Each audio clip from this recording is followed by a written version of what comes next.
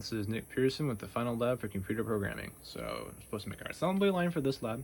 So for this, I have my heat sensor right here, my water sensor down here, my quality control stage is right here, and then the assembly, which is going to be found right about here. The individual stages represented by their LEDs, and my conveyor, which is running. So I will reset the board so I can show you guys along in this serial monitor real quick. Reset, clear the monitor. So you see in the monitor that it pops up right there, enter part for treatment, quenching, part inspection, parts in storage. So when we hold the heat sensor for a little bit, and it will take a little bit, so I'm going to try to talk through this. When it gets to a certain value, the green LED will turn on, and in the monitor it should print heating complete, and then to wait, then to the next part. Yep, so green, heating complete, please allow it to cool before next part. So that means we need to wait for this to turn back to red before we move on to the next part. Or, I'm sorry, you need to wait for it to turn back to red before you can enter the next part. So then we come to our next stage, which is the cooling of that part. So we add it to the water.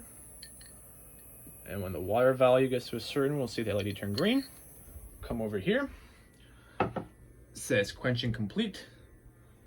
That means we can move to the quality control stage. So that just means a physical inspection of our part, which means you hold this button down. That's to say you're inspecting it. And then it'll turn green. Turns green. Inspection complete, 1 of 2 parts sent to assembly.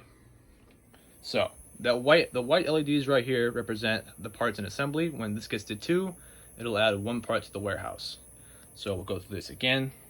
The heating, gotta hold my finger on it. Long wait for it to heat up.